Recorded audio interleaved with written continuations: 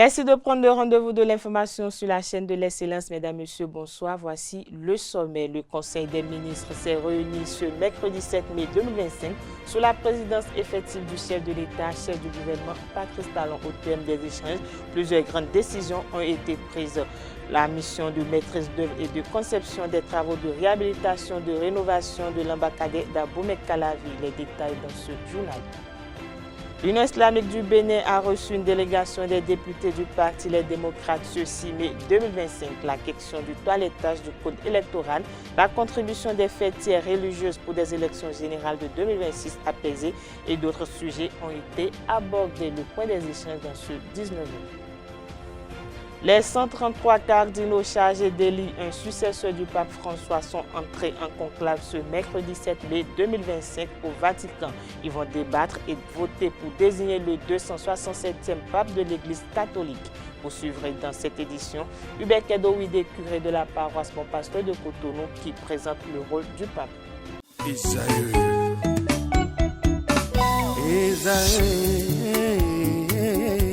Vous recherchez une école de référence pour une double formation universitaire et professionnelle de qualité? Voici l'opportunité à ne pas rater. L'École supérieure d'administration, d'économie, de journalisme et des métiers de l'audiovisuel ESAE vous offre des programmes d'enseignement en licence et en master orientés vers l'emploi qui font d'elle une référence à travers les filières de l'administration générale et territoriale, l'administration du travail et de la sécurité sociale, droit, diplomatie et relations internationales, administration hospitalière, universitaire et intendance, journalisme et métiers de l'audiovisuel et toutes les filières des sciences de gestion. Une seule adresse, www.esae.bj.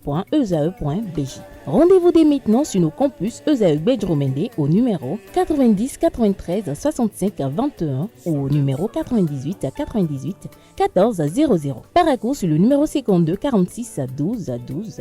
Abomey-Calavi au numéro 52 88 44 44. Akpaka au numéro 52 88 33 33. ESAE, l'excellence a un nom.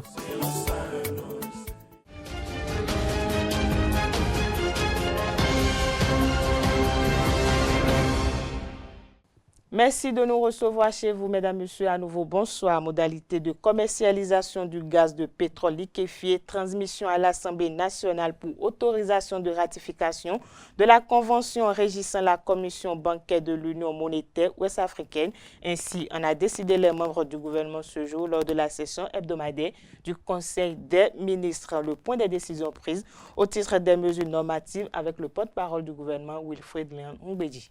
Le Conseil des ministres, tenu sous la présidence du chef de l'État, M. Patrice Talon, a acté les décisions dont voici la teneur. S'agissant des mesures normatives, modalité de commercialisation du gaz de pétrole liquéfié. Il est établi dans notre pays que plusieurs sociétés agréées se partagent le marché de la distribution du gaz domestique, chacune exploitant ses propres marques de bouteilles. Une telle fragmentation du marché limite la possibilité pour les consommateurs d'échanger librement une bouteille vide contre une bouteille pleine d'une autre marque, créant ainsi une contrainte d'approvisionnement, notamment en cas de rupture de stock. Par ailleurs, il s'observe une inégale répartition de l'offre sur le territoire national, certaines communes étant significativement désavantagées. Cette situation oblige les commerçants locaux à prendre en charge les coûts de transport qu'ils répercutent sur les prix à la consommation. C'est pourquoi, dans le cadre de sa politique de développement durable, le gouvernement a engagé une réforme majeure du secteur des hydrocarbures. L'objectif visé est d'accroître la disponibilité et l'accessibilité du gaz domestique, de promouvoir son utilisation en remplacement des sources d'énergie traditionnelles, notamment le bois de chauffe.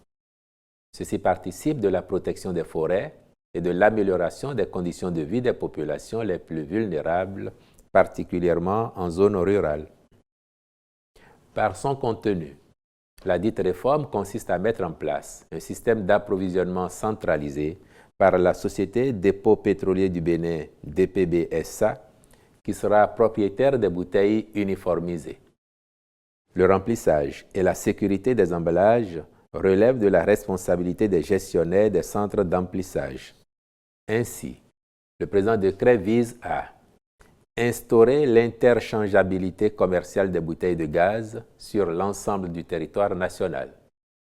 Faire uniformiser les bouteilles aux couleurs de la Société Dépôt Pétrolier du Bénin SA. Responsabiliser formellement les gestionnaires des centres d'emplissage en matière de sécurité et de qualité du service. Introduire une nouvelle capacité de bouteilles de 1,5 kg plus adaptée aux besoins des ménages à faible revenu. Une fois les nouvelles dispositions devenues opérationnelles, tout détenteur d'une bouteille vide de gaz domestique pourra l'échanger contre une bouteille pleine de même contenance auprès d'une station-service ou de tout autre distributeur habilité.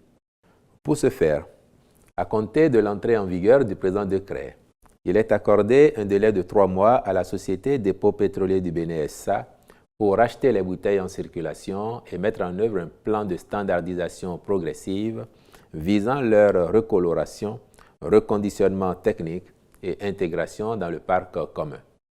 Le ministre de l'Industrie et du Commerce et le ministre de l'Économie et des Finances veilleront à son application effective. Au titre d'autres mesures normatives, ont été adoptés les décrets portant transmission à l'Assemblée nationale pour autorisation de ratification de la Convention régissant la Commission bancaire de l'Union monétaire ouest-africaine, puis attribution, organisation, composition et fonctionnement du Conseil national de l'eau.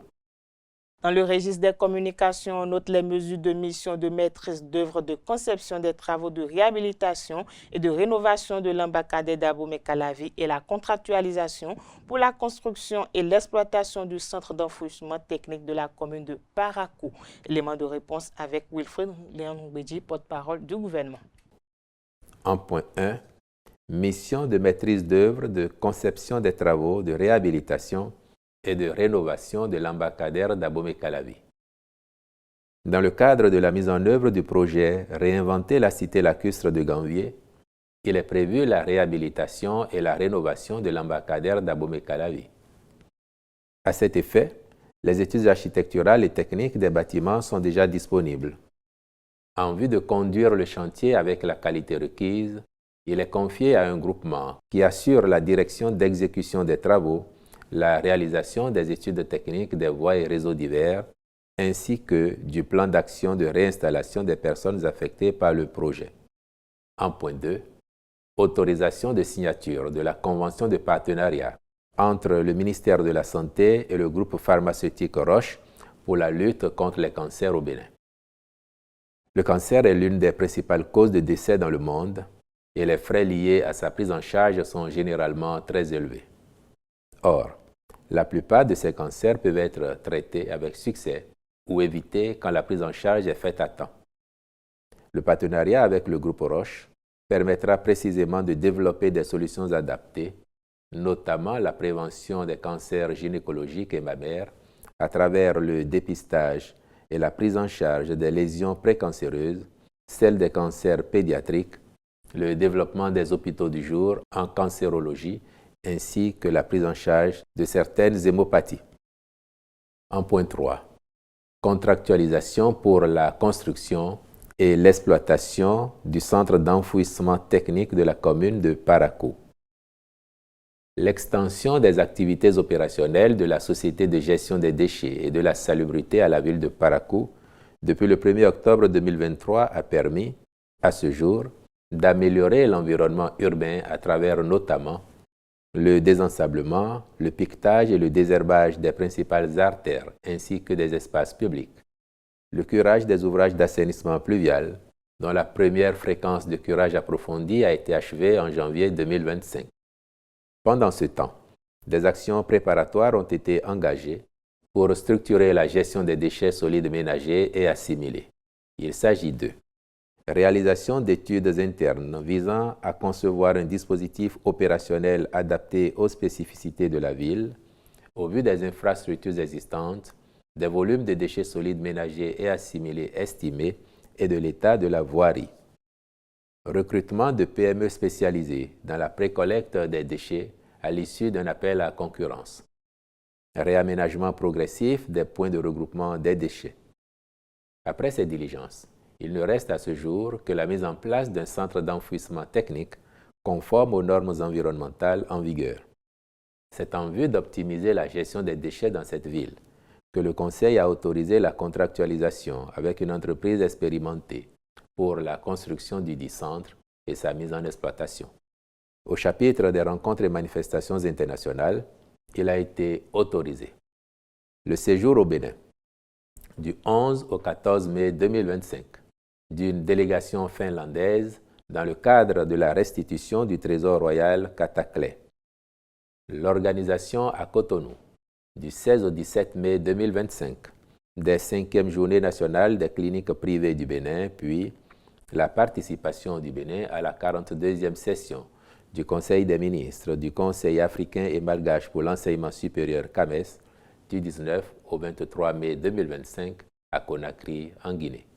Je l'annonçais à l'entame de cette édition après avoir adressé une correspondance à l'ensemble des formations politiques siégeant à l'Assemblée nationale. L'Union islamique du Bénin a reçu à son siège ce 6 mai une délégation du groupe parlementaire Les Démocrates au centre des échanges, une initiative de proposition de loi visant une meilleure prise en compte des fêtes musulmanes dans la liste des jours fériés légaux au Bénin. Les discussions ont permis de poser les bases d'un débat constructif sur la reconnaissance de la diversité religieuse dans la législation béninoise. Les députés du Parti Les Démocrates ont exprimé leur ouverture à cette démarche, réaffirmant leur attachement au principe d'équité et d'inclusion. Les représentants des deux partis ont évoqué les étapes techniques et politiques nécessaires à l'élaboration d'un tel texte. Au-delà de cette proposition spécifique, la séance a permis d'aborder des questions plus larges relatives à la paix sociale, à la démocratie et à la préparation des élections générales de 2026.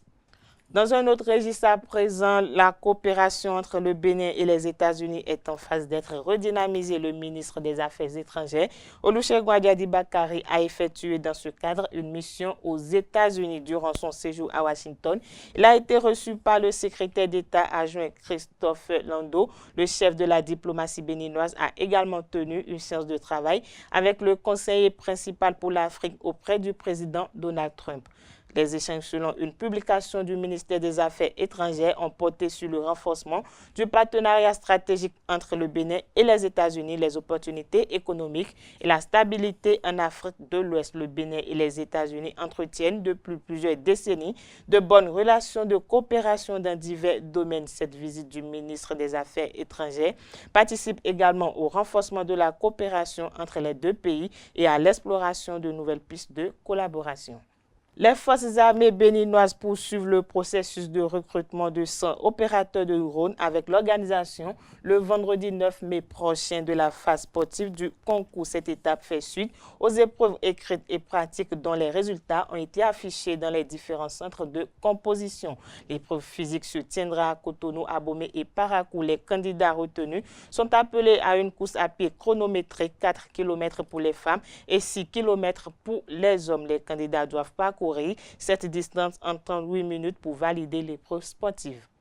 Religion dans cette édition à présent, l'Église catholique a assisté aujourd'hui au début du conclave pour élire le prochain pape.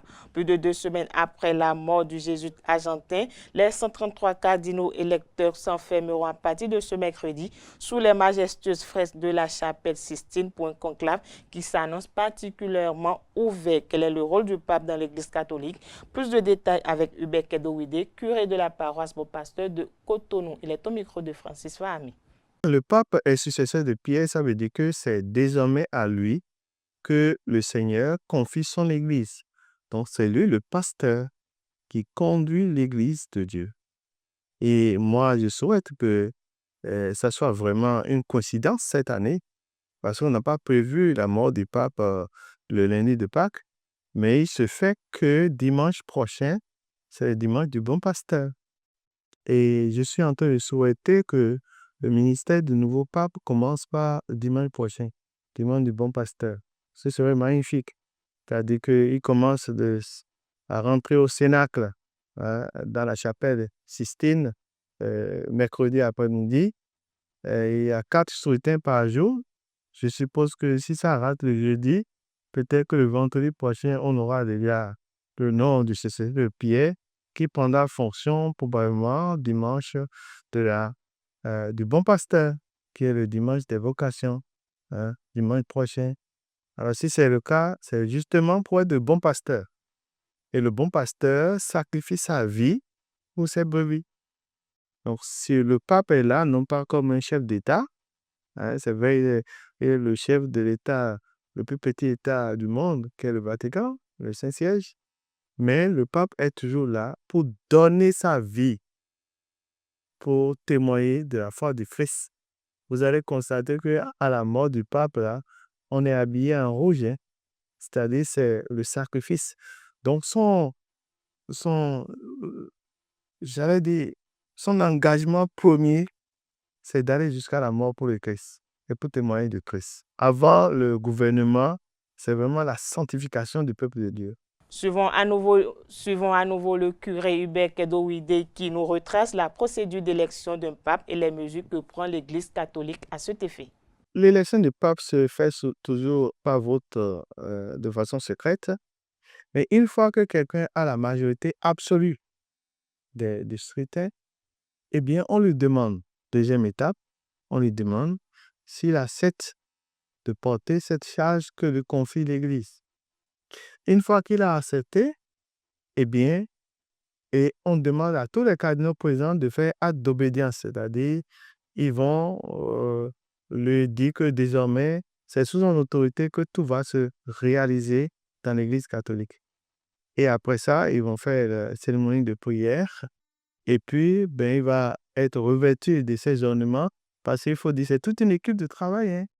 Là, il y aura même des gens là, puisque tout le monde connaît les mesures de tous les cardinaux présents.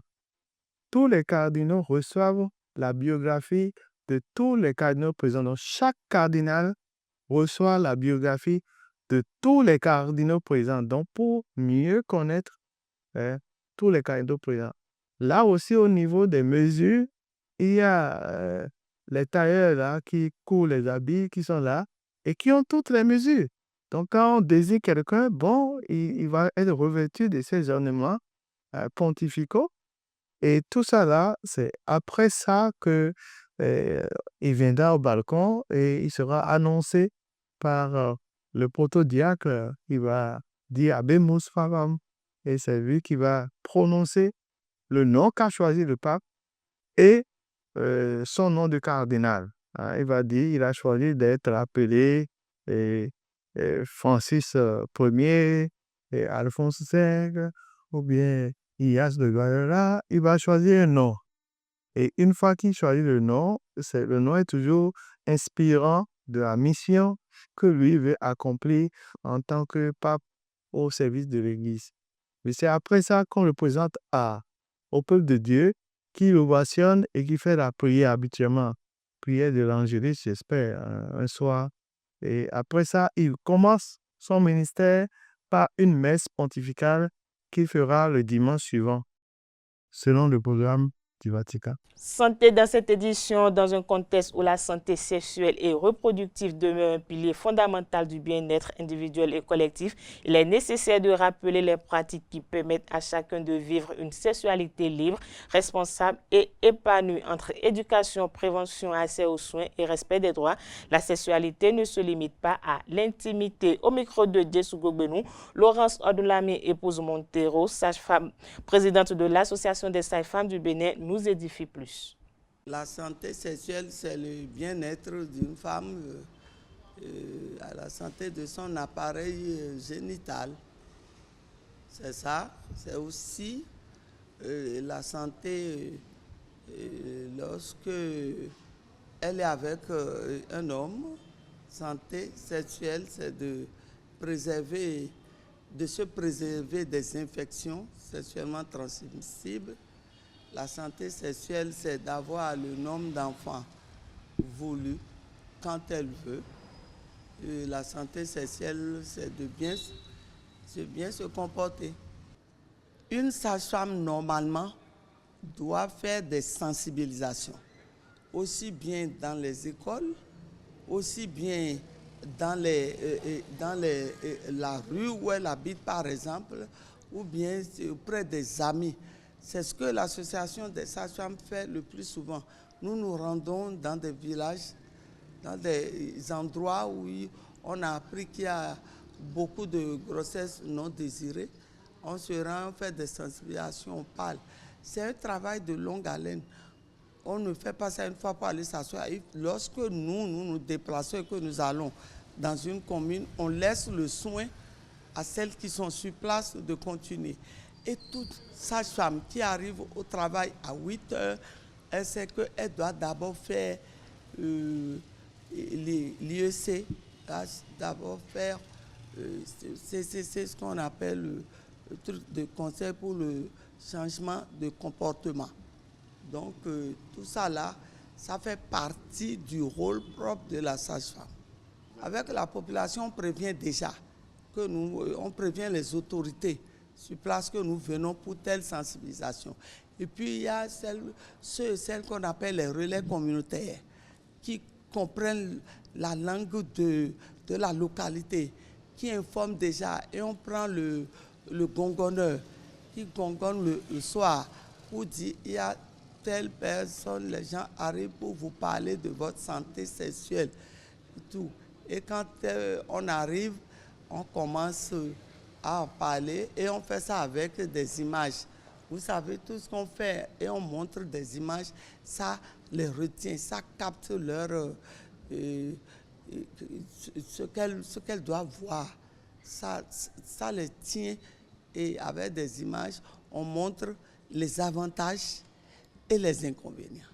La stigmatisation freine l'accès des femmes aux soins sur la santé sexuelle et reproductive parce que lorsqu'elles arrivent dans une maternité et qu'on les met à part, on dit vous allez à tel endroit et on les sépare des femmes qui sont en grossesse, on sait immédiatement que elles sont venues pour leur vie sexuelle, elles sont venues prendre quelque chose, elles sont venues pour la contraception ou bien elles sont venues pour l'avortement.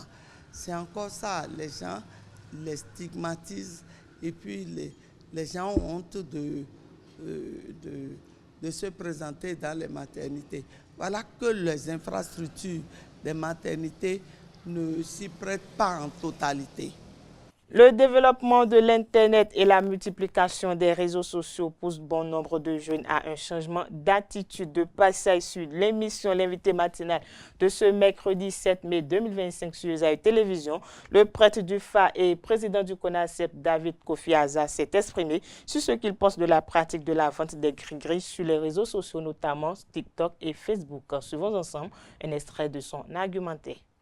Personnellement, je pense que les nouvelles technologies ne sont pas à blâmer. Mais à y voir de plus près, on a l'impression qu'au lieu que ça serve réellement à l'épanouissement de l'être, surtout en Afrique, et surtout en Afrique subsaharienne et principalement au Bénin, ça a commencé par détruire l'essence même de nos valeurs endogènes. Et ça a révélé une certaine insuffisance éducative au niveau de la couche juvénile. Ça, c'est ce qu'on observe de façon globale. Maintenant, principalement, quand on vient dans le milieu traditionnel, c'est une situation qui laisse à désirer, c'est une situation très déplorable et je dis même, personnellement, je suis souvent révolté quand je vois ces genres de choses sur les réseaux sociaux parce que je me dis, en principe, ça devrait être une plateforme qui devait permettre aussi de révéler nos valeurs endogènes, mais pas de les profaner, parce que là c'est de la pure profanation. De la profanation, de commercialiser des savons de chance, de commercialiser des bougies, Oui.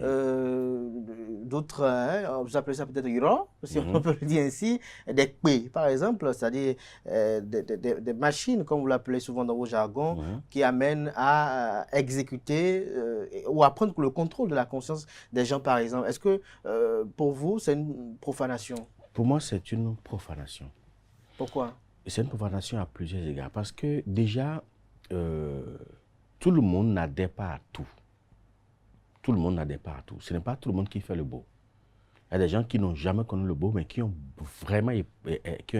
sont vraiment épanouis et qui ont vraiment réalisé leur vie, qui ont réalisé leur destin, qui sont immensément riches alors qu'ils n'ont jamais touché au beau. Oui, mais lorsqu'il lance son live, c'est celui qui est intéressé qui vient suivre. Oui, c'est ce que je veux vous dire, c'est quoi? C'est-à-dire que quand quelqu'un est dans la nécessité, parce que, au fait, on surfe sur la précarité des gens. Et si, quand je suis sur les réseaux, je les observe très bien, quand quelqu'un vient dire tout ce que les autres sont en train de faire là, tout ça là, c'est faux.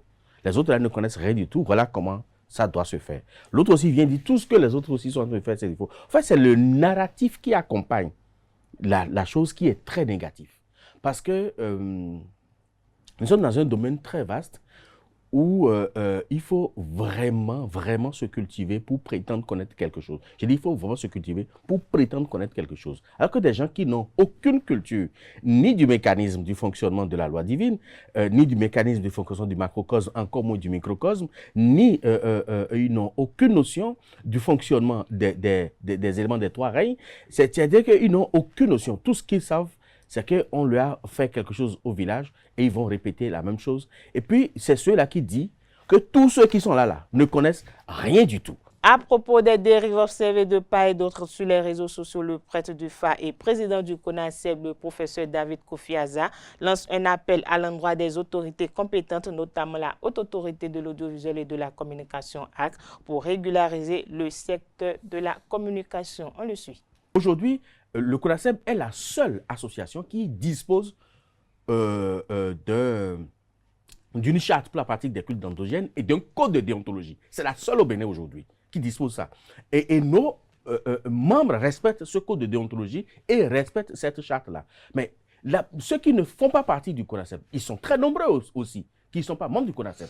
Mais ceux-là vont vous dire, je n'ai rien à foutre avec votre association, moi je ne respecte rien du tout. Et là, vous n'avez aucun pouvoir de décision sur eux et vous n'avez aucune alternative pour pouvoir leur faire entendre raison. Et là, les dérives sont toujours là et tous les jours nous observons ça. C'est pour ça que moi je suis très peu digéré au niveau des cultes endogènes parce que je ne suis pas élitiste, mais je dis il faut qu'on fasse les choses selon les normes, selon les règles. Parce qu'on pense qu'on est seulement au Bénin, qu'il y a seulement au Bénin que nous avons les choses traditionnelles. Non, au Ghana il y en a, même plus développé que chez nous. Au Nigeria, il y en a, même plus développé que chez nous. Au Togo, il y en a, et dans beaucoup d'autres pays, il y en a. Donc, le problème, tant que le législateur va se pencher sur la question, ou les autorités de la HAC ne vont pas réglementer les réseaux sociaux, ça va toujours se poser. Je dirais simplement à la HAC, en attendant que le législateur se penche sur la question, de commencer par réguler ces informations-là et surtout ces propagandes-là sur le TikTok béninois et sur le Facebook béninois, aussi sur d'autres réseaux sociaux également.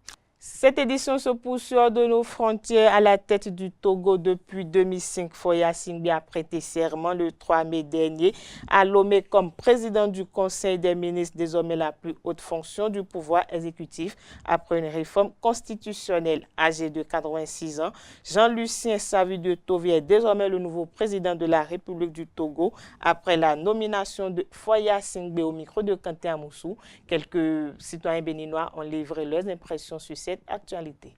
La 5e République du côté du Togo, c'est le schéma autour de ça, c'est ça un peu qui met un peu mal à l'aise simplement parce que je pense qu'on doit pouvoir laisser le droit au peuple de décider de qui va gérer sa destinée. Malheureusement, aujourd'hui, avec le système en place, c'est le Sénat et les députés ensemble qui font maintenant le vote pour pouvoir faire sortir le président de la République, même si c'est à titre honorifique. Alors là, c'est vrai que sous d'autres cieux, nous avons les chanceliers. Quand vous allez du côté de l'Allemagne, on a connu Angela Merkel, on n'entendait que parler d'Angela Merkel, alors que du côté de l'Allemagne, il y a un président de la République. Donc c'est dit quand même que ce n'est pas au Togo ça a commencé.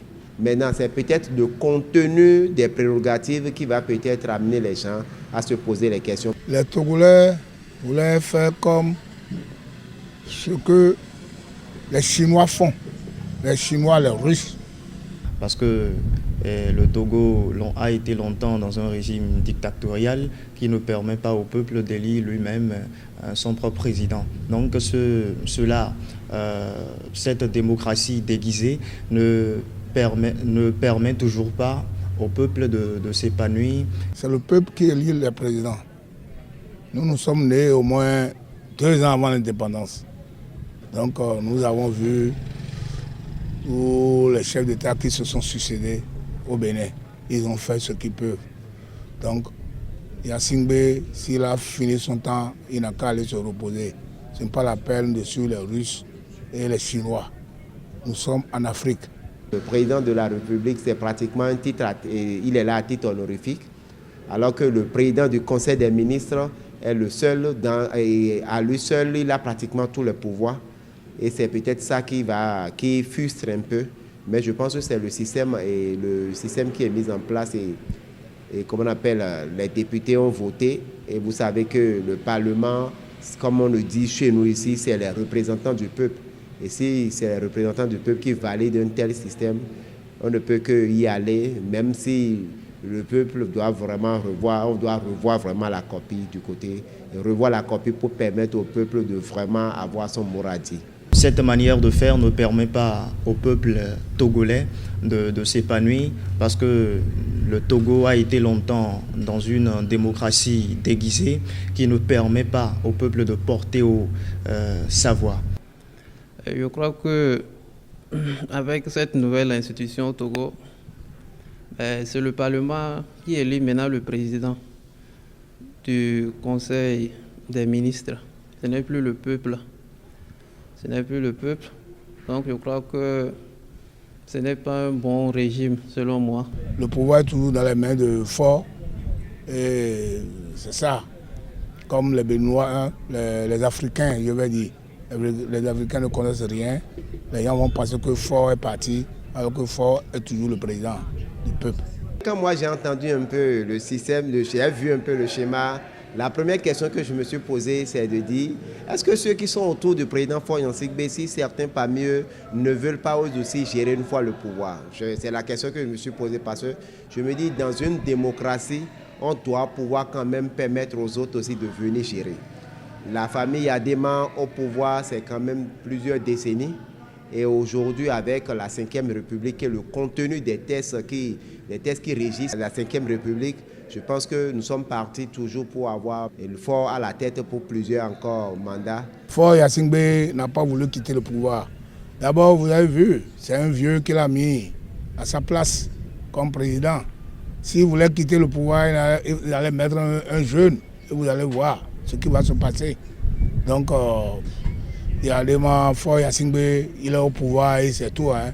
Du Togo, direction le Mali, où les activités des partis politiques ont été suspendues jusqu'à nouvel ordre. Le décret présidentiel a été lu à la télévision nationale ce 7 mai 2025. En effet, cette décision fait suite à l'abrogation le 30 avril 2025 de la loi encadrant le fonctionnement des partis politiques. Une décision qui avait ouvert la voie à la dissolution des partis politiques selon des spécialistes. En 2024, les autorités